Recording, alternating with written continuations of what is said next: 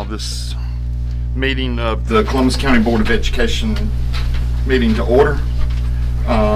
You guys have had a chance to review the final agenda. Is there any questions about the agenda? Okay. Can I get a motion to approve the final agenda? Second. Motion by Mr. Long, second by Mr. Edwards. Any further discussion?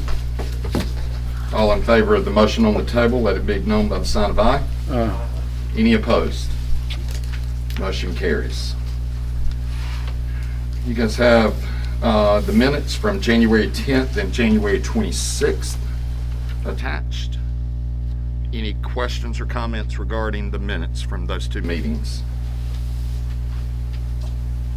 Okay. Being none, can I get a motion for approval? So moved. Second. Motion by Mr. Coleman, second by Mr. Long. Any further discussion? All in favor of said motion, let it be known by the sign of aye. Any opposed? Motion carries. Dr. Meadows, recognition of guests. Well, we have some parents in the audience. We have our principals, Ms. Spalding, Mr. Falk, Mr. Green. We have Ms. Carter from central office, and we have some staff from a few of our schools. And I can't see who's behind the plant. Ms. Matthews is here from the news reporter. Welcome, everyone. We appreciate you coming to the meeting and sharing in what we need to do for our schools. We appreciate you being here. Thank you all. Public comments. We have two registered speakers for tonight. The speakers are limited to 5 minutes each. The first speaker will be Brandon Carter. That's the coolest thing also, somebody hear me mutter. Brandon, if you'll come on up, you can have a seat right there. You got a microphone, and you may feel free to address the board. Thank you, sir. I'll keep a timer. I'll let you know about 30 seconds before your time's up, okay? All right. Hello again. My name is Brandon Cartret. Mr. Coleman, I'd like to thank you for supporting our values and principles at the last couple meetings by voting for parent choice and mask usage. I've been praying a lot this month, and others have been praying for me because they know how passionate I am on this topic. It's bigger than a mask. I'll explain. For starters, tonight I'm not here to judge you. I could fill this room with my sin over the years. I hope we're all brothers and sisters in Christ. But being saved does not make us right. It simply means acknowledging our sin before Jesus and trusting in His grace for forgiveness throughout our lives. I heard a sermon this weekend and it ripped through my heart. I don't have time to go into great detail due to time constraints, but it comes from the book of Daniel, chapter 1, mainly verses 1 through 9. Now, the shortest version I can give you of this is an ungodly kingdom comes in, begins to separate the children of Israel from their families, and brings them into its own course to teach them a new culture, an ungodly culture, even giving them new names, taking away their previous identities. Of these children, there's one named Daniel that reaches a line in their indoctrination he won't cross, and he makes a stand. From the text, it appears this conviction was something he already knew, not divinely given at the time, most likely learned from his family growing up. And verse 9 is where God starts to show off and do a thing with Daniel. Now, how does this apply today? Something that happened thousands of years ago. A lot of similarities. Our kids spend more time during the week in school buildings versus at home with mom and daddy now. My son brought home a book from his school library, approved, for third graders, with naked women silhouettes, and I'll let you fill in the blanks. There are books out there that make them question, are you really a boy? Are you really a girl? I believe the system wants our generation to be taught to listen to government, to whoever's in power, whatever it may be. Even if in your heart what they are telling you to do, you know is wrong. I do not believe this board intends to send that message. However, your votes you cast can support that system. This is what our kids live every day. Wear the mask to be safe. Wear the mask so you can go to school, so you can be with your friends. Do X so that you can get Y. Disregard personal morals, principles, convictions. Just go with the flow, and it'll be okay. The government will take care of you. I want to be more like those that raised Daniel. I will teach my boys there comes a time to stand, even if you are in a foreign land, even if those around you are going with the flow, even if it means your reputation, even if it means your conveniences. There comes a time to stand firm. Parents listening, board listening, what are we going to teach our children tonight? To sum up last meeting, this board said that the mask had to stay on because of the quarantine guidelines. 6 months ago, you told the parents that the mask would come off when we got close, meaning the numbers. As of today, we have roughly 592 positive cases. Roughly 1.07% of our population has a positive COVID test at this time. The guidelines you speak of are less restrictive now than they were when you made that statement 6 months ago. They're about half, as a matter of fact, as far as making kids go home. So it's hard for me to take that one at face value. So tonight, if you vote to keep the mask on, my kid, please address my concerns that were not addressed last week. My concerns of the mask physically hurting my child, physically, emotionally, psychologically, and my God-given, constitutional supported right to choose what is best for my kid. Any questions? Thank you for your time. Thank you very much. Second speaker is Maria Reeves. I'll try to read really fast. Thank you for allowing me to speak. My name is Maria Reeves. I'm going to begin with Ephesians 6, verses 10 through 12. Finally, my brethren, be strong in the Lord and in the power of his might. Put on the whole armor of God, that ye may be able to stand against the wiles of the devil. For we wrestle not against flesh and blood, but against principalities, against powers, against the rulers of the darkness of this world, against spiritual wickedness in high places. I can read all the negative effects the mask mandates have on our children, but we all know the mask mandates are hurting our children. The CDC has even stated that cloth masks do not work. All I'm asking is for you to give us a choice. After everything our children have been through the last 2 years, I think this is a fair request. I will not have time to read every violation. There are many state, federal, and international violations that are being committed at the hands of the superintendent and the board. I'm not sure all the members are aware of the severity of these violations. I pray you make the decision that is best for our children. At this point, keeping the mask is plain and simply child abuse. State violations. Violation of your oath of office. You have sworn an oath to uphold the Constitution of the State of North Carolina and the Constitution of the United States of America. You have failed to uphold both these constitutions. We live in America and are free to live our lives without restrictions, abuse, and unlawful mandates from elected government officials. Mandates are not enforceable laws. As an elected public servant, you have no jurisdiction or authority to create or enforce mandates. Practicing medicine without a license. You and everyone employed by this district, such as teachers and administrators, have engaged in the practice of medicine without a license, which is a violation of state law. North Carolina General Statutes 14-318.4, child abuse a felony. A parent or any other person providing care to or supervision of a child less than 16 years of age who intentionally inflicts any serious physical injury upon or to the child, or who intentionally commits an assault upon the child which results in any serious physical injury to that child, is guilty of a Class D felony. The force mandate that this school board has enacted violates the child abuse law. You are abusing and endangering the lives of children by forcing them to wear a face covering for over 8 hours per day. The school board members are not medical doctors, and you don't understand the risk to a child who is forced to wear a mask for extended periods of time. The oxygen to their system is greatly reduced, and the child is breathing an excessive amount of CO2. Children who attend the schools in this district are suffering from headaches, behavioral issues, and blurred visions due to your mandates. North Carolina General Statute 22B-4, prohibition on contract provisions restricting whistleblowing related to state health plan. A provision in any contract is void and against public policy if it prohibits any employee's or contractor's ability to report wrongdoing under GS 135-48.15 related to the state health plan. In order for this school district to receive the ESSER 3 funds, federal funds, you are required by the State Board of Education to submit your school plan. The plan needed to follow the CDC guidelines to reopen the school. The CDC controls a large portion of the funds and has given the federal government $10 billion toward the reopening of schools so they could control the narrative. The personnel working for the district are in fear of losing their jobs if they report this abuse to the state health department. Therefore, your plan is flawed and gives you no room for any person that is employed by this district to blow the whistle on what is happening here. Federal violations.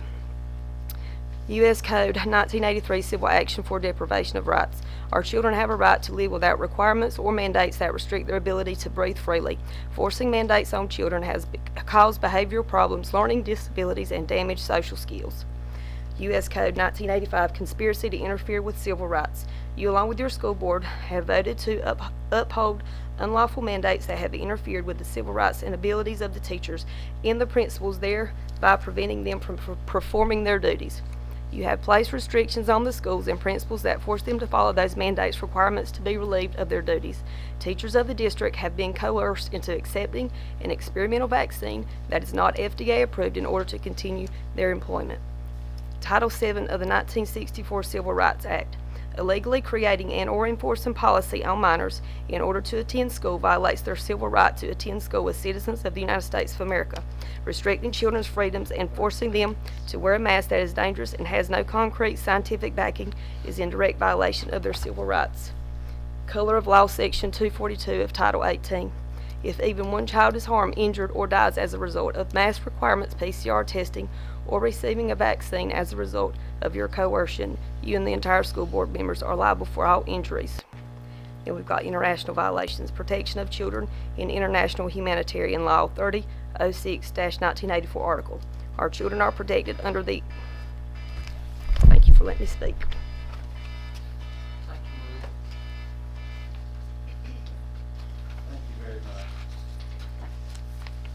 Thank Okay. Thank you both. All right, special presentations and recognitions. So we have one recognition tonight, and that is the recognition of our Poetry Out Loud winner, who is Miss Victoria Purdue from East Columbus Junior Senior High School. Is Victoria here? All right, and what I'd like to do, do something a little different, is that they're here for board recognition, so I would ask that all the board members go over so that they can have the picture taken with the student who's being recognized.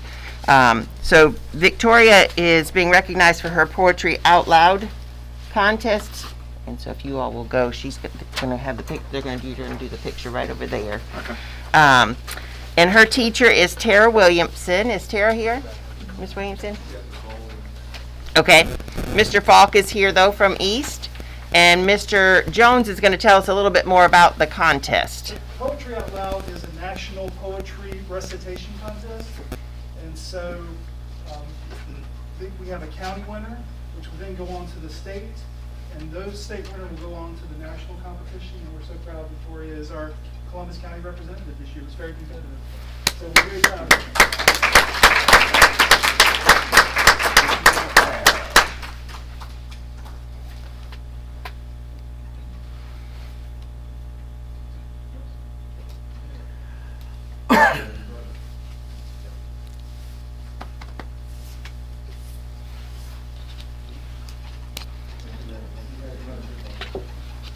Congratulations, Victoria, and good luck in the next round.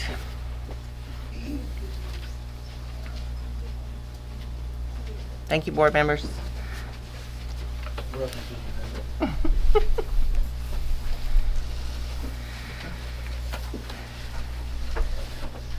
right, our next presentation is from West Columbus High School. And if you remember, we did some innovation grants, and West Columbus was the recipient of one of those grants. And they are here to do a presentation on their outdoor classroom amphitheater. And they're here to share the proposal with you to make sure that you all are satisfied with their proposal to then be able to move forward with the planning of the outdoor classroom. So I'm going to turn it over to Mr. Green. Okay, I'd like to thank the board for letting us present tonight. I have two teachers here with me, W.T. Edwards and Ms. Heather McPherson. Two good teachers, and I told them just a couple of days ago Seems like every good thing that we've done at West Columbus, these two have been right in the center of it. So I appreciate what they do, and they took it on themselves to apply for this money, kind of headed it up with a few other teachers. They've done a great job. They've ended up finding an outdoor classroom in Loris, kind of like what we like, and they're going to present it. So I'll just turn it right over to Mr. Edwards and Ms. McPherson. Thank you all again for the time. We're going to kind of go over some design things and some construction details and kind of get your thoughts and go from there. So the intended use behind the idea of incorporating this outdoor classroom, the three main things that we looked at when we submitted our proposal was providing an alternative classroom setting for students so they can get out of the building and out of the classroom, and also provides an alternative setting for teachers, being a little more creative in how they present their lessons and what they can do outside of the walls that we are in pretty much all day. SEL opportunity for all the classrooms. Again, that's social emotional learning, so just getting outside and being in the sunshine is a form of social emotional learning, so providing that alternative setting there, again, would help with that. We want to enhance the 21st century skills with these unique presentations or unique ways to deliver information or also receive it from students, given them an opportunity to explore different ways to present things. We also want an advanced learning experience for all the students, and this is an inclusive situation where everybody can be a part of it and it can be accessible to everyone. The performance space is also another thing. So if we had different kind of art showcases or performances that can be used in the space, this is something that would unite the community as well. And there's a potential within that idea of uniting the community where we can do a school-wide fundraiser and have the community kind of buy in with what we're doing and invest their time and their money in what we're doing as well. So it all kind of ties together there. And then it's also a student-led project. So the students are going to oversee the construction, the design, the creativity behind it. And then those different kinds of details will be cross-curricular. So conversations and discourse between different departments and different leads would help create this space and make it for the students, because inevitably that's what we want. We want it for the community, but we also want it for the students and for them to get the most out of it at the same time.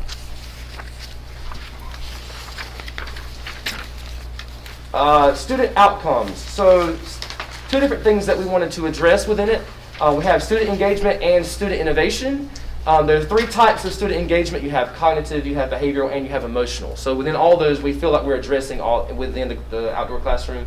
Obviously, with exposure and experience for future job and mentorship opportunities, if we have different community members, countywide, statewide, that can come out and use the classroom, it can also give students opportunities to interact with those people, figure out different avenues and different ways that they can explore things that interest them. Also behavioral, we can address the need to stay in class with the teacher rather than out of class due to behavior. So one of our SIT goals this year addresses that, and we want to focus on how to keep kids in the classroom versus outside. So whether that is ISS, OSS, different things, what can we do to help keep them here with our teachers so that we can get the most out of them that we feel will utilize and help them advance what they need. And we feel like this really will be a big thing for them and will keep them engaged. Also emotional, we have that alternative setting, so it hopefully will increase the attention span with kids. Transitioning outside, give them a different look, different outlook of what's going on, will hopefully address that.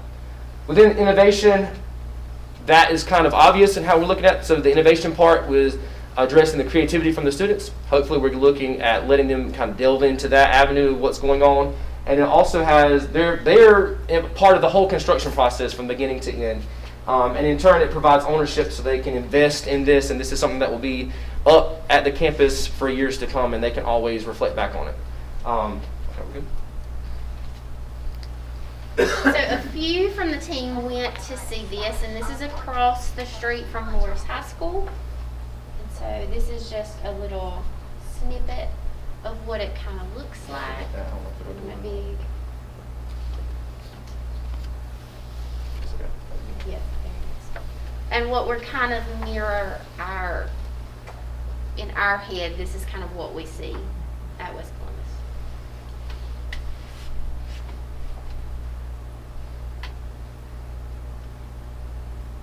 So as you can see, it kind of spans out amphitheater style with the different rows and sections for seating.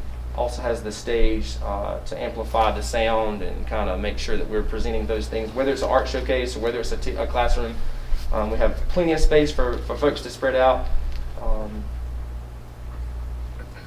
the different pavers or the different blocks that we're talking about here, this is where we're looking at potentially involving the community with the purchase of a block or with the purchase of a seat, or just having it dedicated to someone that can involve in their investment as well and get their input in it.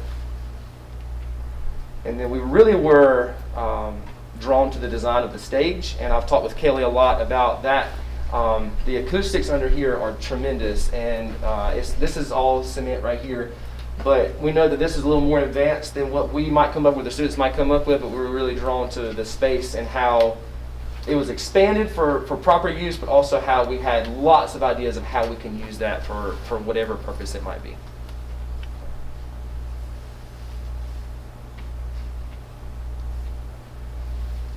All right, so I don't know if you can tell or not, but this is an aerial view of a part of West Columbus campus. So this is the parking lot, the student parking lot where the buses kind of sit, the activity buses sit. This is the driveway that goes back to the football field and to the field house. This is the space right beside that sign, that open grass area, and this is where we're thinking we want to put this. Not only is it kind of inclined that way already, so it might not be as much to do with groundwork, but also it's right direct access to the parking lot. When people want to park, community members want to come, they have presentations or they have different things in the town, in the community. It's easily accessible. We also have the ticket booth that's across the way if we need to use that for storage or other things. And we also want to kind of build off the back side of the stage for a dressing room, for storage at the same time. And this gives us plenty of space to do that.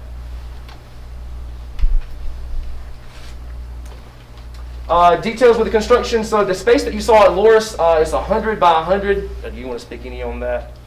It's 100 by 100 the entire space. The stage itself was 30 by 25. So we have plenty of room to do that. It's just a matter of making the funds work.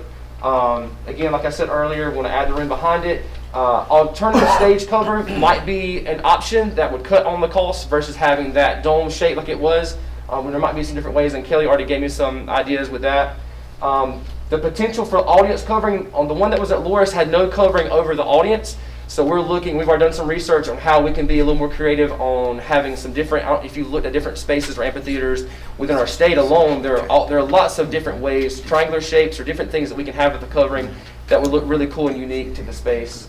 And eventual need for electricity on the site so we can use technology, lighting, sound, all of that. So that would be an eventual goal, and we would get there, and obviously maintenance would help us with that. But we would love for that to be something that could be stationary, so the sky could be the limit with what is produced in the space. And that's what we have. So, you have questions for us? I have a question and a comment. I'll make my comment first. I've actually been to the Loris site. Yes, it's super nice. Yeah. And I think that is an excellent idea to have something like that here for our students and community. The question that I have we looked at any alternative sites on campus for safety?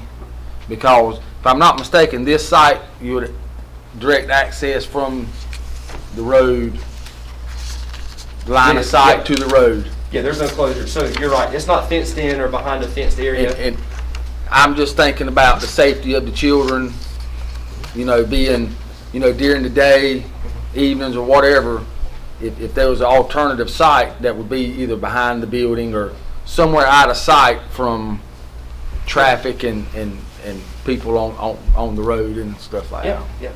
Well, we have looked at a few places, but what drew us to that was community involvement. If there was a parade in Saragordo or a Christmas cantata or some type of Christmas caroling or something that could, we have our parking spaces there. We do have people right beside it in the tennis court as well, so, we already have students open there. Behind the building, there's not any space to put something quite as extravagant as what we're looking at. So we don't have a lot of space between the building and the baseball field, and the building and the road where the practice field is. We don't have really any space there.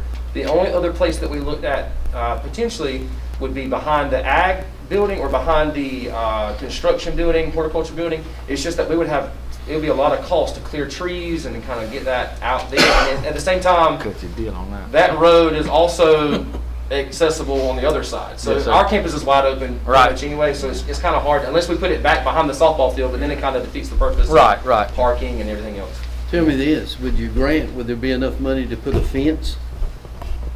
Potentially. To kind of cut it off? Potentially, aesthetically, it might not be as pleasing to do that, so I guess it could be something we could add to it. But I mean, that would be, I'm talking about up at the road, not necessarily back there where you are. Oh, you're talking about fencing in like Yeah. the side road around we where can it's have- at. Maybe have a gate Yeah. to drive in and. Yeah.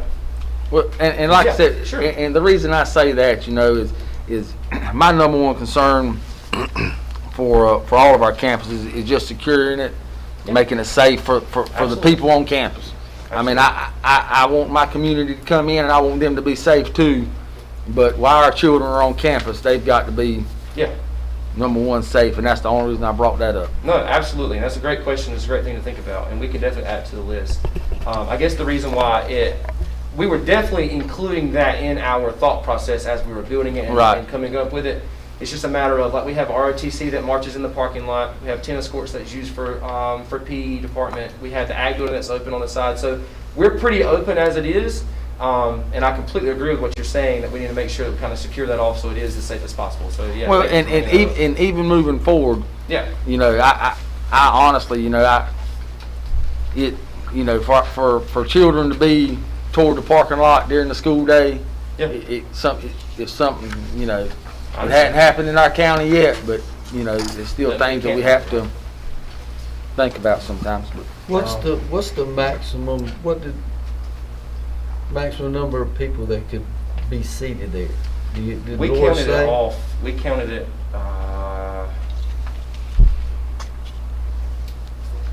Was it up to 300? Was it more than that? I'm gonna guess 200 to 300. Yeah, I think it's between What there. was it, 3? It was 3? Well, I think seats? the way they used it was they had a gap between the bottom stage and they had a gap, and I'm sure it was for filtration or if water collected up and all that stuff. So if you use the rows themselves, there were 3 rows of seating, but we even talked about how if we made them that wide, when parents brought in chairs, when, community, if they wanted to bring in, you could probably go 2 rows deep depending on how wide you put the back or how wide you put each level. So classroom-wise, we were thinking block to block, leaving the space for people. Community-wise, probably could get more depending on how wide you put each level as you go up. So there's potential to expand on that if we need. I have visited a performance at Loris, and I think at least between 200 and 300 Yeah. probably can seat there. But congratulate you on your vision and everything too. It's going to be a great idea. Thank you. I have been out and met with them, Deputy Mr. Green, rest of the staff. And this, we talked about this site and I thought about some other locations as well. But really about the only thing is that what they call a back 40 back there or back over behind the ag shops. And that is, but I've talked to Timmy about this particular site because a lot of times they don't require a lot of excavation, but we have to think about that too. And he said there's nothing out there that should hinder this from going there. So, I mean, I'm really excited about the possibilities here. They've done a good job, and so we're really excited about what it's going to look like in finished product. And this is in close proximity to the auditorium and the arts wing, and that's the thing about putting it farther back is just accessibility throughout the day to the amphitheater. So, but I really feel like this is a good site, but we really need to pay attention to what you were talking about. How would you go about deciding which classes would be? I'm sure there'd be a lot of classes that would want to use it. So would they sign up for it? I mean, That was our initial vision, is to have some kind of sign-up process for everybody to be able to use it. And that ranges from the 4 periods we have and also our WestQuest. So we looked at, and it was also mentioned, Mr. Green, like we really want to look at the sessions that we offer during WestQuest, during our smart lunch periods. Are we getting the most out of it? And that was also the vision that Dr. Meadows, I know, had mentioned in principals meetings. Are we getting the most out of these times? If we're doing social emotional things, are we really doing things that will make a difference? Are we doing things that are meaningful? And I think that having this as an option for people to use would also be a way to enhance that whole process. So yes, there'd be a sign-up form so that everybody can keep track of, hey, and it might even go department by department depending on what we're looking at. And that's how our WestQuest departments meet PLC-wise is just day by day, so it could be kind of floating around unless if it's open, I guess it'd be free reign, but yeah, that's what we had talked about, designing that process and letting them sign up, and to where everybody can see it and plan ahead accordingly. If you do community involvement there, is there going to be a place where the community can get restroom facilities? That's a good point. So, yeah, we had talked about that too, because it is, right now, the closest one would be up to the auditorium, which is not a far walk, but again, if you're someone that needs to go to the restroom, you don't want to have to worry about a far walk to get there, right? So we have a few options. We talked about expanding the back side of the stage for the dressing room, which could also be doubled up as a restroom, if that was a possibility. Another thing that we have is the ticket booth that's on the side right there that's not really used. That can be converted if we have the funding. And again, it depends on what the funding looks like. We have a couple of that structure is already there, and then the one behind the stage is what we could also convert to something smaller. But that is a very good point, making sure that's accessible, you're right, with the community, especially if you can't get in the school or there's no way to get in the school, there needs to be something on site. Students, it doesn't seem like it would be as much issue going Right. in, but when you get the community involved. Absolutely, that's a good point. And your tennis courts are in close proximity to that. Yeah, right across the driveway right there. So even like at your tennis matches, Yep. people have a long way to walk for the restroom. Yep. I think it's something that maybe the athletic department and the board maybe need to look at, building a bathroom down there, because, at East we have the baseball field bathrooms right there. At South, they've got, bathrooms at everywhere, close, the tennis courts, they can go to the baseball field right across the street, so. And they're currently using the theater dressing rooms as a restroom for the tennis players. So it's really not the most ideal place for a spectator to come in and use the restroom. So. Okay. I'd give us something to. Add that to the list. Sure. Mr. Coleman, yeah. I got it right here. All great things, absolutely. So, board members, first of all, I want to say how much we appreciate West Columbus doing exactly what we ask in terms of these innovation grants, was to be innovative and think about how can you engage kids in a better way in their learning experiences. And they thought outside of the box to try to come up with something. I appreciate that they're trying to involve the students in the construction process and actually use one of their classes, their programs, to try to develop the actual and design the actual classroom. So they have done exactly what we wanted to happen with those innovation grants, and I appreciate that. So I would ask that the board support their idea. I would recommend that the board support their idea. I know we don't have this on there for action, but I think from the comments that I've heard, you're pretty much in support of moving forward with it, so that they know that they can move forward and begin that true design process. I want to ask something, and I don't know if I'm going to ask you or Kelly. Might be you. I don't know how much the area between the buildings are being used now. Like the common spaces? Yeah, the common. I don't know. I don't know if they are. I know they were used to be packed Patios. when I was there. Right. The patios. And I was just wondering, could that be converted into one of them? Right. We thought about that. Unfortunately, the space just isn't big enough. Okay. So, not wide enough. Yeah, you wouldn't get to fit, and it wouldn't get to rise as much either with the way that the space is back there. So you already have the sidewalk on the side, and you don't have as much space as it looks. It's kind of misleading, but that's the first places that we went to, because they're not utilized as much anymore since the middle school's on one side and we're on the other side, and we're keeping everyone inside during lunch right now. So they're not utilized as much, and we looked at that first. There's just not enough space.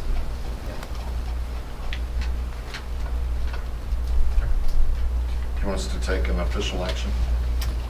Well, we didn't put action on there, Mr. Phipps, so can they, or do we just need I to? think that we asked them to come up with that, and I think that basically if the board's consensus is that they approve it, they can proceed onward with it without necessary formal action. Okay. All right. So you're good to go. Is there any idea how long it may take? Well, according to the grant process, we need to get this up by June, so we have a lot to do. So, You do. we're going to hustle. We're going to go as fast as we can go. But, I know that Kelly and Dr. Williams and Timmy Ward, they're going to be big assets to us along the way too. So we're excited about it. Now tell me this: is there anything that the ag department that used to build the houses, is there anything that they'll be able to do? Those are the students that will be involved with the design and the construction. Those are the ones I referenced earlier. Those are the ones. So Timothy Jones is part of the visionary team. There's a few of us. It was myself, Heather McPherson, Lance Floyd, Jessica Williamson, who's the art chair, and Timmy Jones, who is the construction teacher. That was the visionary team we had for the process and to write the grant. And that's the group that we're moving forward with, kind of leading that. So he's definitely a part of it. He's already been involved, and he already is aware. He's the liaison right now, Mr. Green and himself, between the folks at Loris, making sure we get the plans, what they have, and kind of see what we can fit with what we have. So yes, those students will they'll be the ones directly involved, for sure. And two, reach out to the early college with their brick masons and yeah, that would be great. Things like that to work on your block work, and include all of it so that Absolutely. we can get a lot of work done in house. Yeah, great idea. Thank you, we appreciate it. Thank you. Thank And you. Thank you, guys. Thank you very much. Since we have nothing for curriculum, instruction, accountability, or student support services, we'll move to auxiliary services. All right, Dr. Williams? All right. Okay, just a review of information that, invoices that were paid this month. $11,617.23 went to Shostak. That's number 29. That's for the work at West Columbus School.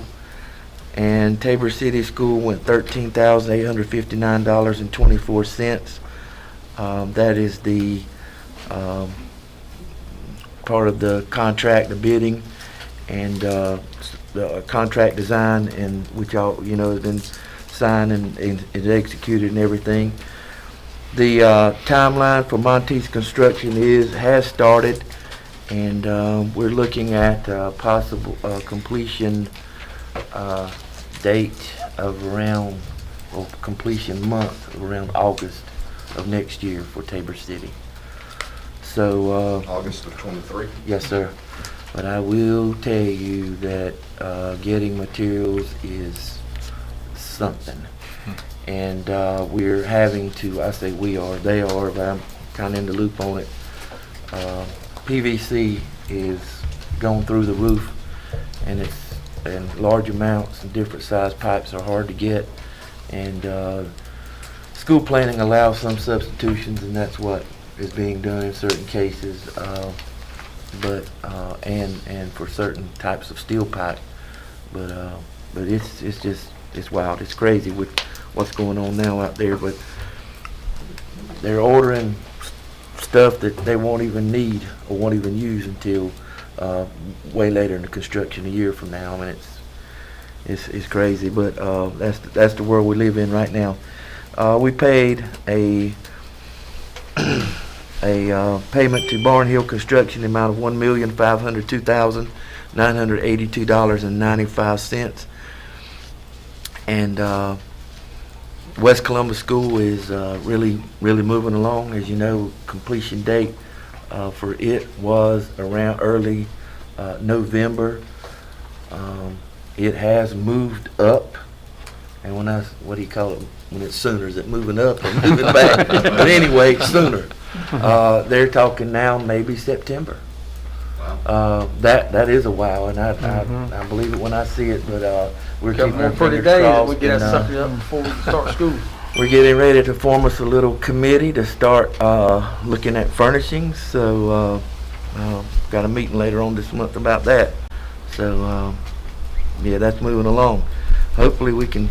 Man, that would be great if we could get in there by September. But we'll see. Ty and Associates, that's for testing of materials at West Columbus School in the amount of $18,184.20. And item number 2, we're just providing a signed copy of the contract, which has already been approved with Monteith Construction. You have that just for your review again. That is just a signed copy of that contract, which has been executed. Couple of just one big update. I have the ductwork are building at East Columbus. We're talking about a couple of weeks out with that. That's what I've been told. The ductwork is going in. The fire alarm system is finishing up. The lights are installed. So as soon as we get the HVAC hooked in. You know, when we get they will test it, and if it all works out, they'll give us a certificate of occupancy. and So we'll be we're ready to looking go. at maybe Timmy told me first today. to middle of March, maybe? Yeah, Timmy. Well, let's say middle of March. So hopefully we'll be done by then. But Timmy told me just a matter of weeks now. So once that unit came in, and they got that underground run. You know, we knew we'd be able to move pretty fast with it. All right, and that's it. I do have one question.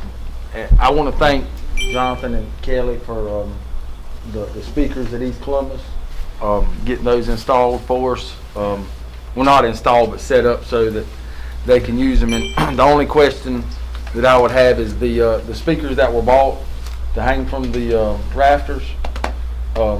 When do you think that we may be able to get those done and operational so we can take the portable ones out? Yeah, Kelly and I, he's going to experiment with the placement of those. What's the best? And Kelly's, I believe, you go up in the rafters and point them back toward those bleachers, which will be ideal. But the price that we got to hang them was astronomical, and but we're still gonna move forward. We might see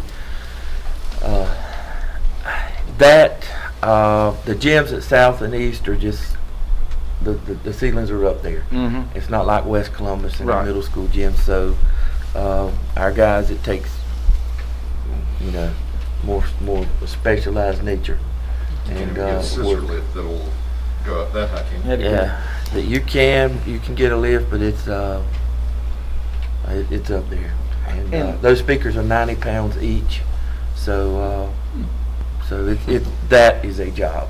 And The price tag was around $5,000, just so you know, and just to hang them. all of the banners and stuff that are on the walls, a lot of them are falling down, and Yeah, we can fix that. and we'll need to get maintenance or somebody in there to get that stuff put up, and maybe coordinate with the athletic department, since we have a middle school there now for the time being. And I mean, they're getting banners as we speak to get hung. You know, we're middle school athletics are doing real well, and we would like to celebrate the middle Yeah. school athletics right along with some of the high Definitely, school we can stuff. and we can take care of that. That's no problem. But the speakers, Kelly, Scrounger Kelly, He's the man. those speakers came out of the Raleigh Convention Center, and they were outdoor speakers, but they were in the convention center, and they're like $1,500 each, and we got them for how much, Kelly? $100, Around $70. $70 each. Well, I know everybody that I've talked to since they were used were just pleased with that. You know, And we do have them on the football field at East. We have Right. them there. We have them at South at the press box. We have them at East at the baseball press box, and I mean they're turned on a low setting, and it's You can very hear it. loud. that's awesome. And so Like I said, yeah, just thank y'all for getting on that for me. And yeah. Well, the quality they had at the ball game the other night, I understand, was really good. But Right. we want something a little more permanent. The contract from Monty, if you want to say anything, or you? No, I just You're good we on that? provided a copy for them for their well, not review, but just so you have a copy, because that's been signed and executed, and it's like I say, their timeline has started. And don't forget about the groundbreaking Thursday, 11 o'clock, and parking will be at the Visitor Center, Tabor City Visitor Center, and at the Inman's lot. But I'm calling Emmons to make sure they have no service. He told me he should be able to work with us, but I called him this morning and just reminded him we will be there. But there's a lot of parking between the front and back of the visitor center, and you walk straight across State Road. We'll be right in a little triangle there, and that'll be Thursday at 11 o'clock. And thanks for the topping out. It went very well. Sorry, I couldn't attend. Me too. me too. It's a good event. It was a very good event. And, but if for those of you that could not attend, if you'll let us know, we'll carry on a tour. We meet there every Wednesday. David Clinton comes. He'll be there Thursday of this week, but we meet there every Wednesday. And if you'd like to come, or if you want to come another day, just let us know. What time are you guys meeting there on Thursday?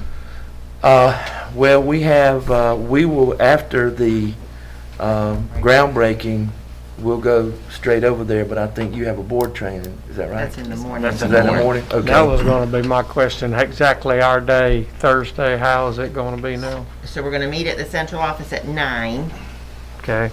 and then we'll do your Title IX training, Mhm. and then we'll have a picture taken, That's right. and then we'll go to the groundbreaking. That's, Yeah. okay. So yeah, so after the groundbreaking, we'll go over to West Columbus, we'll have a meeting, so if you'd like to go then, you're I may welcome go, to. I may stop by with you. Yeah, Yeah, me too, 'cause my girl's got a ball game at West yeah, Columbus. so. just 2 of you now, 1 or 2 of you, not 3. That'll be good, that'll be good. Yeah, love to have you, yes, sir. All right, so the next item on the agenda is the review or the decision on the masks, the face coverings. So as I do every month, I update you with the data that has occurred since the last meeting. So just each month I have given you the totals from the previous month.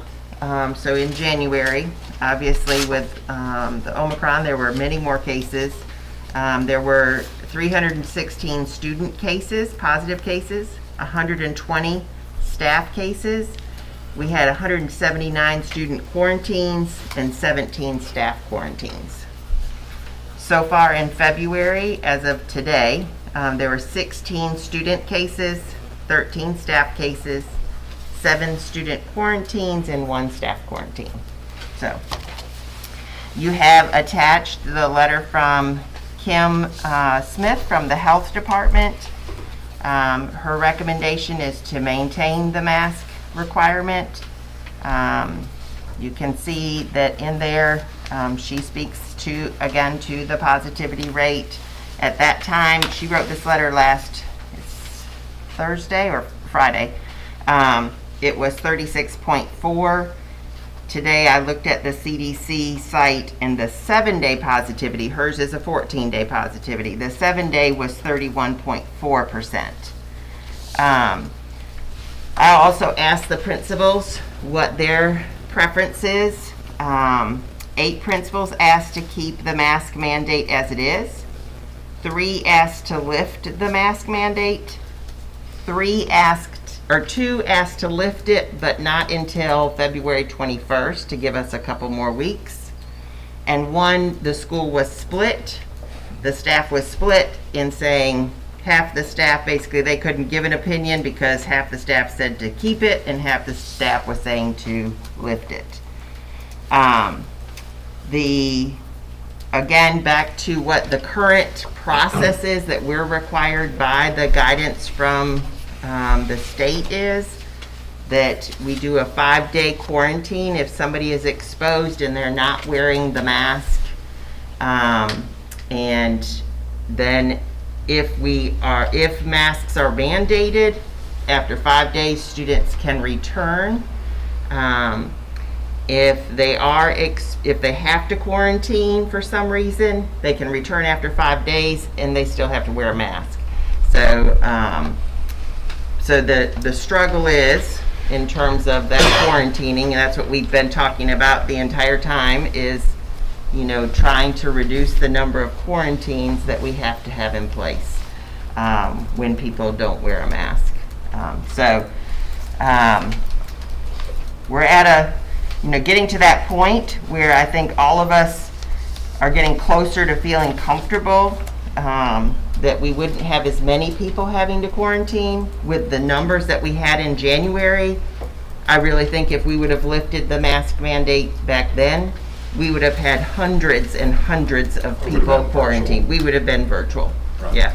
We would not have been able to stay open, especially in terms of staff. We had enough staff that were out just because they were positive, but we would have had even more out because of the quarantining. One quick question. Do you have an idea or anywhere close to the number of, over the entire pandemic, how many of our students and staff have tested positive for COVID? I'm going to be honest with you, the number of people that I know now that have not had it is a lot less than the ones that have. And at what point in time would you consider herd immunity? Well, that's the thing you don't hear in the news media anymore. No. That's all you heard to start with was herd immunity. You get to a vaccination point and herd immunity. Well, now that We've got a positive point. 75% of the people in the country have had it, you don't hear anything about herd immunity anymore. And that was what they started off with too. As soon as Right. everybody gets it, then Right, 75% vaccination status will get us herd immunity. Well, 75% of the people I know have had it, including myself. I would say between the ones that we know of, because there were probably people that didn't have it. Now, this only goes back to August. That's fine. My number only goes back to August for this school year, is about 1,000 About 1,000, so we're In at our 20%. in our school, between our our schools. So that's students and staff. Yeah. So we're about 6,000 total between students and staff. and then you've got the vaccinations to add on top of that to raise the percentage. So I'm gonna be honest with you, vaccination status doesn't matter. Well, one question that I have is like, have you broke down the quarantines for the students, sports related to school related? Most of them have been sports related because we haven't been requiring masks with the sports. And so when one student gets positive, they haven't worn masks, then they all are exposed and we have to quarantine them all. Right. So that's the struggle. That's the whole thing that we've been talking about in terms of the mask, that if they're wearing them, it's very rare that you have to quarantine if you've been wearing a mask. It's when you're not wearing it. And that's the cases that we've had to quarantine. Students have had their masks off. They've been sitting and talking in the cafeteria or something like that, and neither one of them is wearing a mask. And that's when we've had to quarantine the students or staff. And so it's been the whole point. It's not been about, again, whether the mask is keeping somebody from catching it. I'm not disputing that because I am not a medical professional. Right. But based on the guidance that we are required to follow, not an option, required to follow, we have to quarantine in those cases when people are exposed and they're not wearing masks. Tell me this, what was the reason why they said wait to the three principals said wait to the 21st? They felt like the numbers would drop some more by that time. They felt like it was headed in the right direction. And the one thing I think, and I was not thinking the 21st, but I was thinking around the 25th, we're going to be pretty close to having no indoor activities athletically. Then we're going to be outside. Yeah. And that was the only thing that I was thinking, if we could get through that period, and by that time, it's probably going to be down That's our next again. meeting, the 25th, right? It'll be pretty much over. The end of basketball season will be over then. Basketball ends the 18th, And then they have a week of playoff State playoff. or tournament next week, but. Yeah. But Is the town hall the 24th or 25th? The 24th? 24th. Is that what you said, Medina? Which meeting were you referring to? I was looking for the board meeting. It'll be March second Monday. Yeah, it's earlier than that, yeah. Okay. I thought I'd missed a meeting. So I know I have to make a recommendation, and I will tell you, I am torn by what to recommend because none of us enjoy wearing a mask. But I do believe that it is better for kids to be in school, and it is better for us to have our staff, obviously, at work than at home under quarantine. So that is where my struggle is in terms of the recommendation. I believe 8 of our principals did ask to keep the mandate, and so I believe my recommendation needs to align to what the principals are asking for. So I would make that recommendation that we keep it in place. But I am obviously open to suggestions. Okay. You've heard the recommendation of the superintendent that we keep the mask mandate in place until our next meeting, when we have to meet again about it. Any further discussion? I would like to see it just mandated through the 25th. And then come back on that Monday after the 25th and it be optional. just to get through the indoor Sports. So for 3 weeks. Is that a motion? I mean, no, I'm just, That's that's the just a discussion comment. point. I mean, Well, I don't know. The things that I struggle with is, you know, I know that we're in charge of running the school system and educating the children and doing what's best to keep the children in school and educating them and things like that.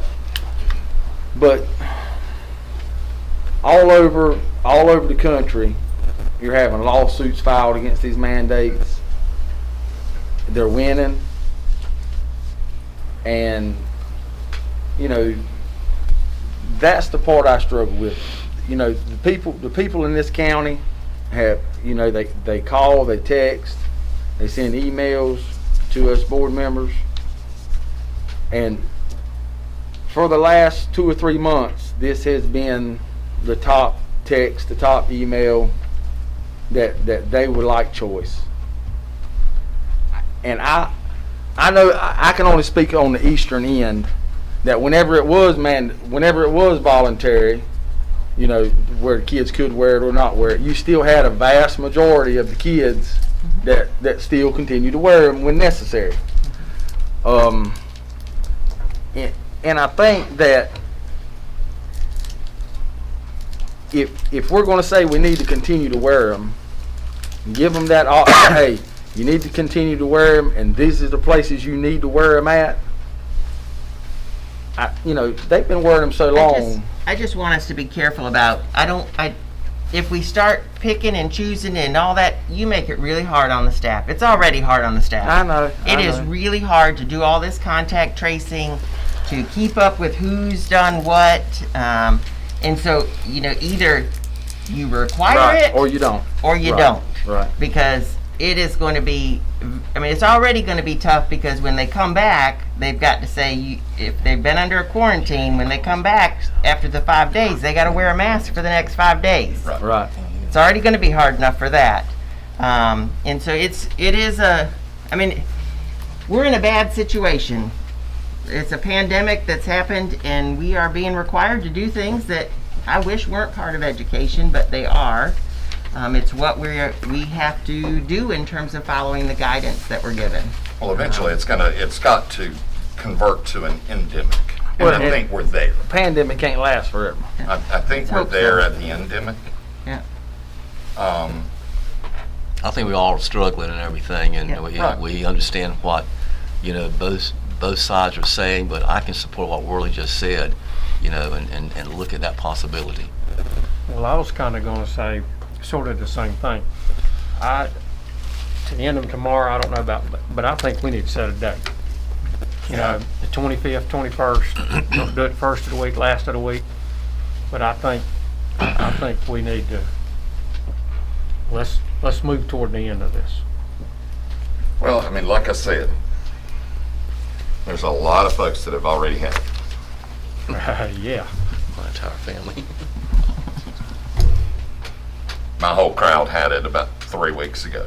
Well, So- and most of all your sports teams have had it. You know, I think most of every basketball team is either been quarantined or had a few people to have it. So, you know, and everybody knows my feeling about it.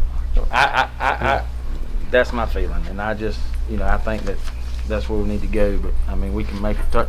You know, we can talk about it all night. We can go ahead and vote on it. Yep. Can I get a motion?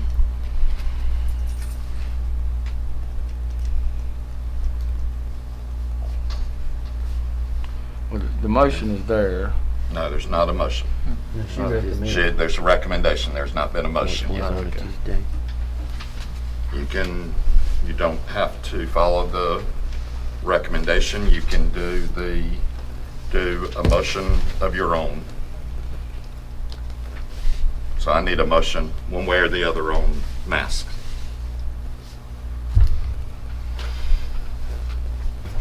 I make a motion that we continue with the mass until February 25th, and then the following Monday they will become optional. And that's what day? 28th? 28. 28th. And that gets you through indoor They sports. get through indoor sports and everything. And the only reason I think about us with teachers. I don't know how many of our teachers have had it. I'm sure, like Randy said, most of them probably have. I just don't see us having or wanting to close down just because we don't have enough teachers. Right.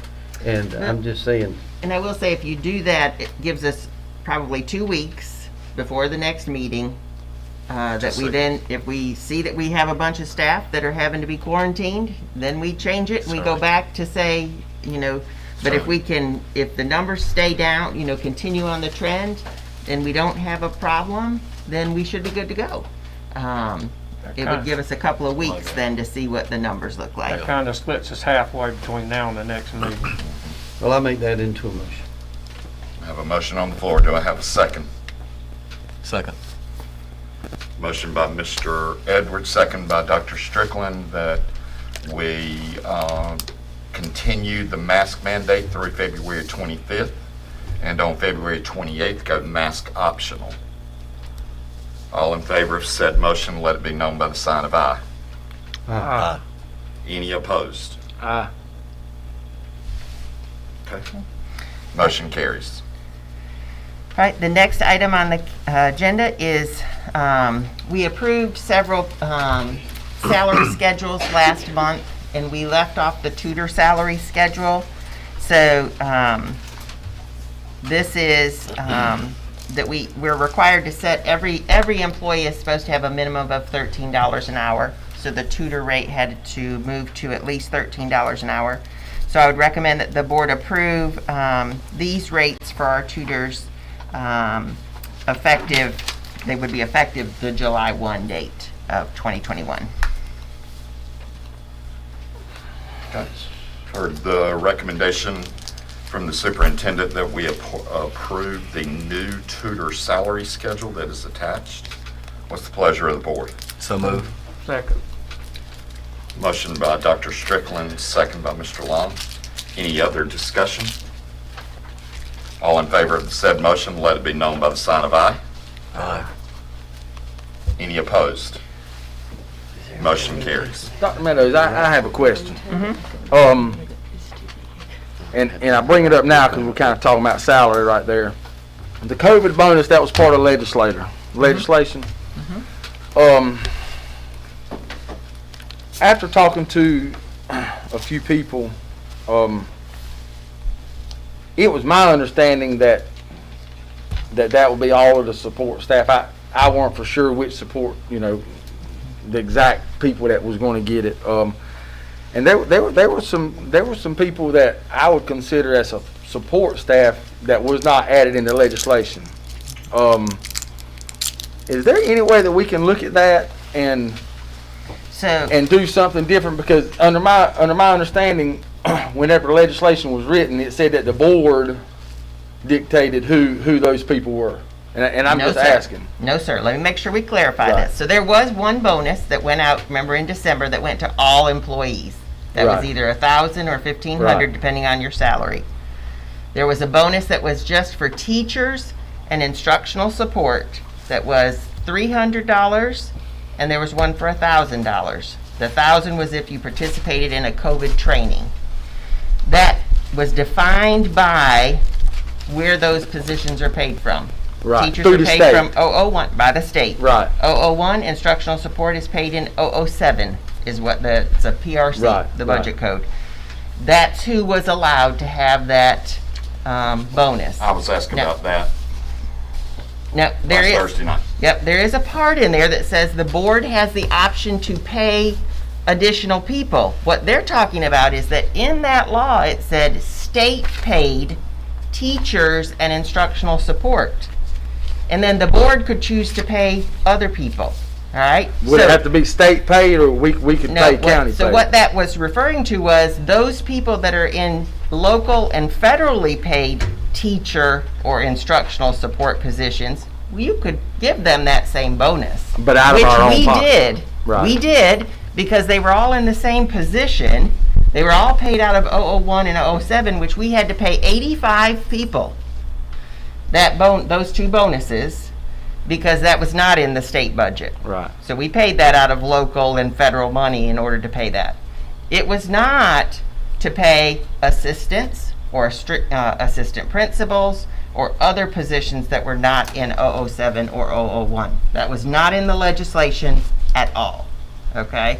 Now, if you want to give every other employee, I asked Lisa to check it because I figured it'd come up. If you wanted to pay every other employee that same COVID bonus, it would cost us about $352,000. And that would be the same. We paid all of them $300? The that 1,000 COVID bonus. But, so if we paid them a half of it, Because it'd you cut got it to pay, down. remember, all the Social Security, the retire, you got to pay all those things on it. Well, I have a problem when it says in there, and I remember as a principal, we had the same conversation at Tabor City Elementary, when it says that there's instructional people, the teacher assistant. And see, a lot of And I know those how people hard did they go work. to. And I know how hard assistant principals work. And they didn't qualify for some of this stuff. I have a problem with some of that. So the other part of it is, remember, I would say probably assistant principals are the one group that probably got the cut out the most of all of the different bonuses. But remember that there were pay raises that also went to a large number of these groups that was either teachers. Remember, teachers, their pay increase was about 1.3%. There was one pay line that was 5.6, and that was if you had 25 years. The others were about 1.3%. So for them to get an additional bonus above and beyond, they probably got the lowest pay raise of any other group across the board, because the teacher assistants, classified staff got either $13 an hour or 2.5%, whichever was higher. Okay. We also have already put into our ESSER budget that every employee will get a 2% bonus at the end of the year. Correct. So we've already put that in. I don't know what that total amount is. I can't remember. So we have put things in to try to give to employees. We're not trying to shaft people. No, That is I'm not what saying has we been are. said. Right. And I'm not appreciative of that comment being made about us, that we chose not to pay these Right. people a bonus. Because that is not the case at all. And the reason I was asking is, you know, speaking with some of the employees and things like that, it some of them that said it weren't exactly about the dollar amount, it was just something. Some of them, you know, a lot of them said just something to show appreciation to us too. And even though that came from the state, you know, we didn't have nothing to do with that part of it. You know, and even speaking with the representative, the state can't pay county employees. I mean, he said they could. So they did. There was the $1,000 or $1,500 bonus that went to everybody at the end of December. That was a state bonus. Right. That went to everybody. Everybody got that, either $1,000 or $1,500. Okay, so it did get paid. Right. To local paid employees. But I mean, we can. I mean, if you want to add some other bonus structure in there, but we followed exactly what the budget bill said and what the state guidelines were that were given to us. So who's in 001? Teachers Teachers. 007? is counselors, social workers, nurses, speech therapists, psychologists. What, Lisa? Professional support. Media coordinators. Okay, so our administration have not been in there at all? No. Any? Not in this. Well, not administrative and not like The your teachers' principals didn't get assistants and The things like principals that too. on their have. own, the principals had their own separate They bonus did, that they yes. received, yes. But the assistant principals did not? And The I just, assistant that's where I principals and have like a problem. lot of your teacher assistants Right. didn't receive. Where are we at with ESSER funding, Lisa? If we look in my report for February, we still have a substantial amount of money left in ESSER. The issues are that we have concerns that some of that stuff may be called back because they're talking about about the way those funds came to us from the federal government and reconciliation in the budget. And also in the state budget that I have going over tonight, you'll see that we have cuts there as well. So I'm just concerned that if we start, using too much of that we're gonna end up, trying to spend that money multiple times. And remember that ESSER money is supposed to last through 2024. Correct. Okay? And that we do have lots of things in those dollars already. So even though they're not spent, they are planned for. I understand. And we have planned for those bonuses to happen every year till 2024 for the 2% at the end of the year. And we did the extra bonus at, did we do one at Christmas or in the, what was the extra one we did? We did one at the end of the year, then we did another one right before Christmas, I think it was, the 1,000 or 600. The $600 one. Yeah. So that's, I mean, I don't know. It just concerns me to have. Right, and I guess one thing that I can say is just, throughout the month and going into the next month, if there's a 1% or a 0.5% bonus that may be able to look at it. And to me, speaking with most of them, it weren't about the dollar figure. I mean, $1,000 help everybody. But it was more about a lot of them just felt like they were left off the table, either by the state, the county, or whoever. And that was not, in all actuality, the bill did not even include 85 of the same employees that were in the same positions that were going to get the budget just because they were paid out of a different budget code. But we did pay those locally because we could not leave those out. I didn't feel like we could pay one teacher in one room and not the one next to it. If the state possibly recalls some of the funds, is there a deadline they can do that? They can do it anytime. I don't know. It's the fact of the matter is they come at it several different ways. They will say they're not going to take back this funding, and then they'll cut something else. So it's historical. It's been proven historically from them. I don't think we'll see an actual deadline. I think we'll see once things transpire with the new year and different people elected, that you'll see certain things happen with the budget. So I can't really give you an exact timeline that you say that it's safe, because I think we're looking at the next 5 years that we really don't know how things are going to kind of funnel down once everybody starts running through this funding. Spend it while you can. Well, the other part of it is, remember that the state has held our ADM harmless the last 2 years. And so this next year, they're not going to do it again. We're going to take a significant cut in our budget this next year. Well, I personally think that this coming year, when we get these new schools open, it's going to help us. We're going to pull some students back. So I think that's going to help. But I hope so. So if we could get Barn Hill to open in August, yeah. but I think we would pull some students back, because we lose a lot of students on my side of the county to Columbus Charter. Well, and I know everybody knows where they go. They go to North Brunswick and Roger Bacon. So from the eastern end, the southern end, they pretty much on my end of the county. Well, on my end, even Lorraine County too. Well, that's the whole county. We won, brother. So I know and I think once we get the new school open, I think we'll pull some of those students back. Right. And I think the same thing will happen. That's right. On the eastern end of the county, once we can get something done down there. Well, I just knew how much an assistant principal meant to me as a principal. And to see them get nothing, I really have a problem with that. I really have a problem with that. And like I say, if we can just kind of go through it and see if there's anything, 1%, 2%, 1.3%, something, just something that says, hey, 1.3% of what they got, just something.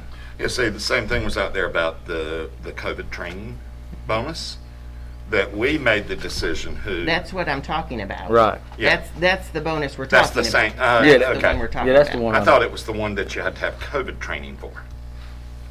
That- Okay. Yeah, yeah, Okay. yeah. So Lisa, instead of the other people getting the $1,000, what if it was $300? And it's not gonna be $340,000 if we do. Right, I mean, About you're roughly 100,000. cutting that into a third. About 110, 115. And then I mean, I hate to say this, but then people will say, well, you gave us $300 and it ended up being 125 or something after taxes. Well, I think that goes back to what Randy said. The thing that It I've ain't about the heard, money. the thing that I've heard is that Something. something. It ain't about the amount. And two, It is it shows that us as a central office and a board, we are thinking about them as well, and we're going to do everything that we can. And most people understand our budget constraints. I mean, there's budget constraints that we have to operate within. And you know, giving everybody $1,000, all those other people $300-some thousand. I mean, that's a lot of money.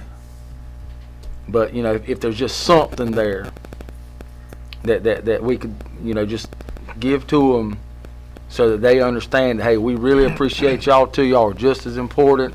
A lot of those teachers, assistants, vice principals, they went through the same trainings. They've had to deal with the same things as the state paid people. So that's just what I'm looking at. That's all.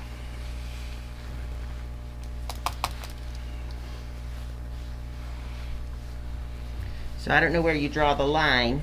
If you're saying assistant principal, teacher assistant. What we looked at was Everybody. because Well, I think, Yeah, it would I be think it would everybody. be everybody. I can't say a custodian didn't go Right. through training. Right. You know. Well, I know what they've done during this pandemic time. They've worked their butts off cleaning and doing everything that they can do to try to help keep these schools open too. So they're included in it too, to me, because to me they're just as important part to the educational piece as anybody else. Your cafeteria workers, your bus drivers, all of them. They're all a huge part of the educational process. Well, that 300,000 that she spoke of included everybody but subs.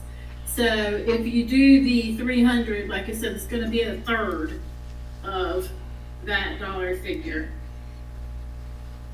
So that would represent that amount. Well, I think if we crunch the numbers and we think that we can do it, I mean, I think we should do something. How many assistant principals? 8. Oh, man.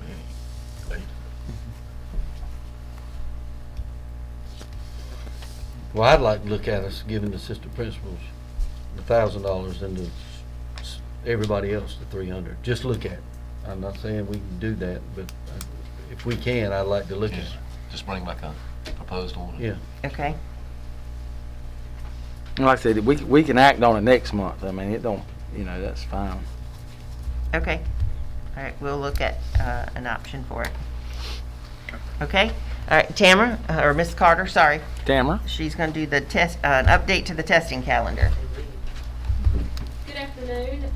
We did make some changes to the testing calendar, and they are addressing the NC check-ins for math.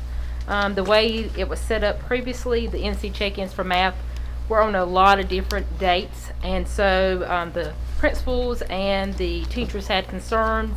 So the instructional coaches, curriculum directors, and I met, and we were able to move those check-in dates so we would have some grade levels tested on the same day, and that would make it a lot easier, especially for the K-8 schools. So when you look down, and the first date you look at would be March the 9th for ELA, and then looking at the check-ins for math, you'll see those changes that were made. We were able to move, for example, if you look at February 16th, we were able to move the grade 7 and the grade 7 math check-in so they would be on the same day. If a student is out for quarantine or something during that, what is the process to do their testing and stuff? Okay. Right when they come back, or? So, and we also discussed this at our last principal PLC. Makeups were just going on and on and on, and we were losing a lot of instructional time. So we decided to have 2 days of makeups. So let's say, for example, the regular test was on a Wednesday, makeups would be Thursday and Friday. Also, students that are out because of quarantine, they do have the option to test at home remotely, as long as they are using a school device. So the teacher would be responsible for sending that test code home, and then the student could test at home. We were limiting that, and so then it was going on, they were just testing at school, and it was taking weeks. Right. By the time everybody. I mean, because, you may have it go on for 2 or 3 months here, from that time, and it just. So I would recommend that the board approve the revised testing calendar for this school year. You've heard the recommendation on approving the revised testing calendar for this school year from the superintendent. What's the pleasure of the board? Make a motion. Motion by Mr. Edwards. Second. Second by Mr. Coleman. Any further discussion? All in favor of said motion, let it be known by the sign of aye. Aye. Any opposed? Motion carries. All right, thank you, Ms. Yes, ma'am. Carter. Thank you, Ms. Tamara. A couple of updates. One is that you have in front of you a thank you card and a little treat. It was board member month last month, and so our school sent some things for you. Old Doc sent the thank you cards. There is a basket here from Williams Township. You may have heard from others in different ways over the course of the last month. We want to say thank you for your service as a board member and appreciate what you do for our schools. I think these were from from East Columbus's Indian Education Program. So thank you for your service. There is a proposed plan for the central office in that the BB&T call center building. You'll see that in your drive. I have a larger one here if you want to look at it. At some point I have a drawing here. We're working on that process and hope that we met with Mr. Madden the other day. We were supposed to be in there in July, but who knows? We told him we'd be there as soon as we could. So What's the size of the boardroom? it's about 1,700 square feet. Was that the boardroom? 1792. It's about Big as a house there. Yeah, it's a little more than 3 times larger than what we have now. Dang, oh. So we could go back to meeting at the Board of Education and have plenty of room for social distancing. Okay. We're And we about would. 1,800 compared to what we have right now, right at 500. I like coming out to the schools myself. Yeah. So, They don't. So we'll continue to move forward with this, and as we get some more updates, we'll share with you, how it's going. I have one more thing. In open session, I have something. I had a parent call me about like the COVID protocols and stuff, and she said that if there was that it's real hard for the parents to be able to like go on our website and find it sometimes. Some parents were calling her and asking her where was it at, and she was trying to look for it. And she was wondering if like on the COVID protocol, if we could have just a separate link that said COVID protocol on how we handle our testing and all that, just one separate link instead of having to click on the side over here and drop down and find it. It would just be one so if your kid's been tested positive, it'll have exactly what they have to do just in one link by itself, where they didn't have to go anywhere else to try to find it, because some people are a little bit better on computers than others. So Kelly's listening, and he will go back and look and see what. Can I ask you, because we have a lot of different COVID info, Yes, sir. what's This is more like the protocol of return to school, and things of that, just around the students that are quarantined or tested positive, the things they have to do and the times they have to stay out, in just one separate box, one separate link, so we wouldn't have to go through all this other stuff to try to find. Because I I know everybody gets a lot of phone calls about that, you know, what am I supposed to do, and I can't find it on the website or whatever, that just make it a little bit more Make sure we'll put it on the front. user-friendly for some people.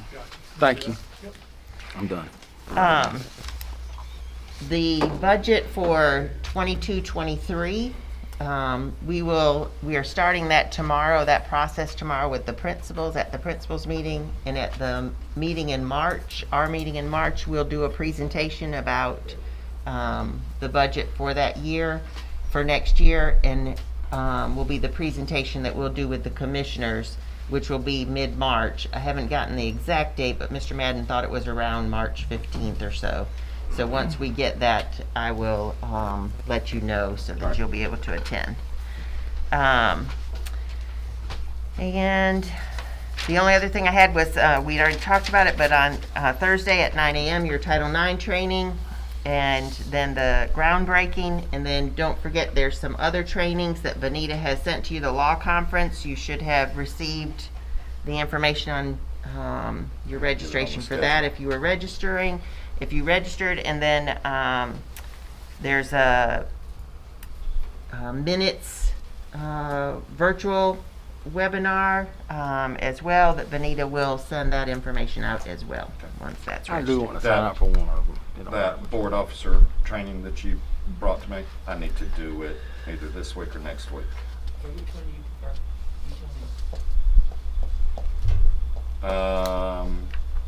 Next week, because I'm jam up this week. Yeah, you're going to Florida. I'm going to Florida, and then back here on Wednesday night, and everything on Thursday, and everything else. So. The third and fourth law conference, are we going to do that at the district office, or are we going to do that at our individual houses?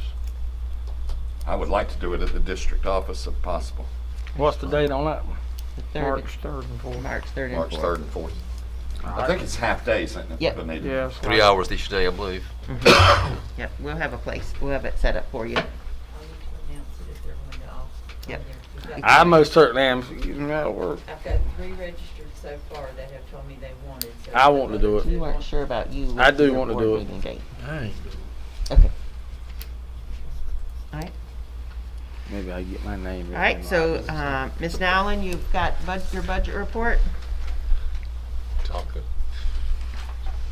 Yes, so in your packet was included our February budget report. And you will see, I do want to make one correction on a note. So like note 1, 2, and 4 are for state-funded PRCs that they're automatically paid. Note 3 is for the state that's on PRC 56, which is transportation. I have sent an email to transportation to look at their open purchase orders because I can assure you they're not $1 million overspent. They just have open purchase orders that need to be closed. So you're at 69%, even with an overage of 56 in state, which gives you enough money to continue through the remainder of the year. And that is with all of the raises and retro included. And Fund 2, which is what was 62% expended, which there is a substantial amount of money sitting in local at this point for some of these reimbursements for federal on the bonuses that we chose to pay that were outside of the limitations of state. That will be moved to federal once we get that in the plan, in the budget, and get it approved.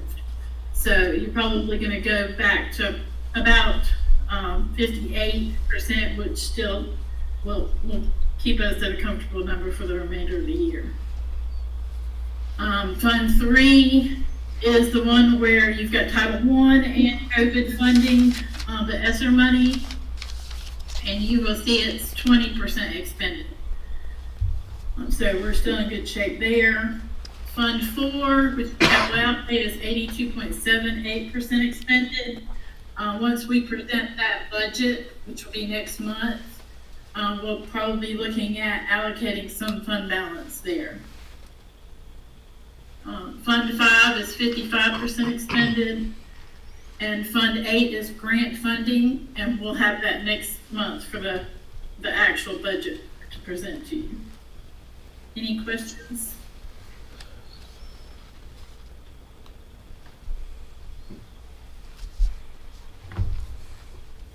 Okay. So the next item is the state budget that we're presenting. It's a very long document, 53 pages. You will see some changes in positions. This is a new format than what we've presented before. So actually, somebody have questions? No, we're good. Okay, so you will see that there is positions at dollars listed and changes relating to them. Do you all have any question about any of these budgets?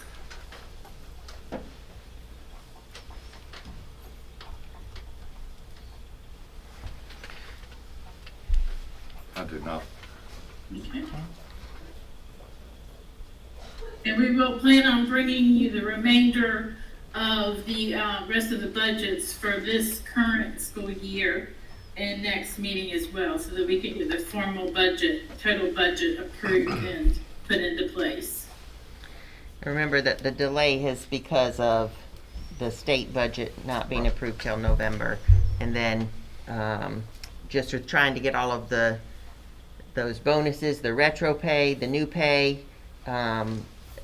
I told Lisa she didn't need to present any of this until we knew better what. So all of this retro pay and getting all this in line, that kind of sets us up for the state. So that's not going to negatively impact our budget moving forward, right? That's correct. That the state will it'll match up better. Correct. Well, the fact that we kind of waited until we had all of the retro done and the state of, real actual allotments is putting us in a better place, that this is more in line with what we actually are going to receive. Okay. It's that way. But now, Lisa, correct me if I'm wrong, that because we did, like when we talked about the pay table last month, where we made sure that as the grades increased, the pay amount increased for people, the state didn't really fund that. Correct. So we're funding that ourselves. Yeah, so we're going to be pushing up that timeline that we had in our pay plan. You could probably look at those numbers that we were projecting for next year. That expense is going to hit us this year. But those type of expenses is stuff that we'll be able to present to the county, to the commissioners in our budget for local monies to help us out on that. Most definitely, yes. Those are some things we can present. Lisa, one thing I noticed in there, in at-risk student services, they have a printing, and it's page 49. There is a printing cost about midway the page. It went from an $83,000 budget to a $280,000 budget. That is because last year, if you remember correctly, we had all of that COVID funding in state. Right. But typically, all of our printing costs would come out of 069. Okay. And in past, it's been almost about $500,000 because we have with the company that we were with. Oh, yeah. So the 260 is like halving what we normally spend. But last year we were able to move a lot of those expenses to that COVID funding for the additional printing that was required. Right. That's why copy. it's substantial. It actually is copy machines and. That's the rentals on that stuff, right? Yeah. I could ask 100 questions about this. Well, I could too. Yeah, where I see, where we had staff development budget last year and nothing this coming year. So I think as we move, since we've moved to this format, you'll start to see things that will well, and because of the COVID money, that kind of makes it skewed a little bit. Okay. But as we start to use a similar format from one year to the next, Right. it'll make it where Easier. you'll see not as much change Okay. in those things. So we have different categories now. Well, Right, so if you look on page 53, you'll see like the 121, 123.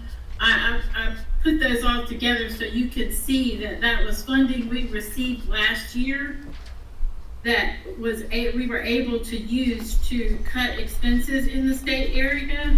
And that money's gone and it's not recurring. So that's why you'll see some of the numbers are, like she said, skewed because of that COVID funding. Yeah, but we're not going to have those same expenses either because we're not going to be mandated by the state for summer school, correct? Well, we are gonna have to do summer school. I know we'll do summer school, but it's not 6 months of summer school during the 2.5 months of summer. Yeah, but you're correct. Some of our expenses will decrease. Okay. Thank you, Miss Lisa. right, so I would recommend that the board approve the state budget for 21-22 as Ms. Dowling presented. You've heard the recommendation of the superintendent that the board approve the state budget for 21-22 as presented. So motion by Mr. Coleman. Second. Second by Mr. Long. Any further discussion? All in favor of the said motion, let it be known by the sign of aye. Aye. Any opposed? Motion carries. One question. Summer school for this year. I have had some community leaders, pastors, because of last year, the way we done our summer school, it kind of threw the jam in some of their summer programs and stuff. Do we have like a schedule, or are we going to have like a schedule really soon that we can get out to our community so that they can schedule their summer, like camps and trips. things like that for like the church groups and the 4-H clubs and all We that? should be able to start to get some of that together. There were a couple of things that came from the state that we're working on in terms of a plan for that. And I think the plan is due in April. Was the plan due in April? Seems like that's the date. But they're not as elaborate as what the summer was this last year. We still have Read to Achieve. It's going to be more on the line of what we normally do. Normally would have, yeah. Okay. And so we should be able to, we're working on the calendar, and we'll bring the calendar for next school year, next month. And so that will help us also in terms of aligning. I just wanted to be able to tell the people that you know, that question me about it, that we're going to try to stay more in line of what we generally, historically tried to do. Yeah. And that last year was just a phenomenon because of all the time that we did miss. Right. More districts have had a full year this year. Right, okay. Yeah. All right. Anything else? Motion for closed session. So moved, Mr. Chairman. I move that Columbus County Board of Education go into closed session for the purpose of discussing information that is privileged, confidential, or not public record under General Statute 143-318-11. I have a motion for closed session by Mr. Coleman. Second. Second by Mr. Long. All in favor, let it be known with the sign of aye. Aye. Any opposed?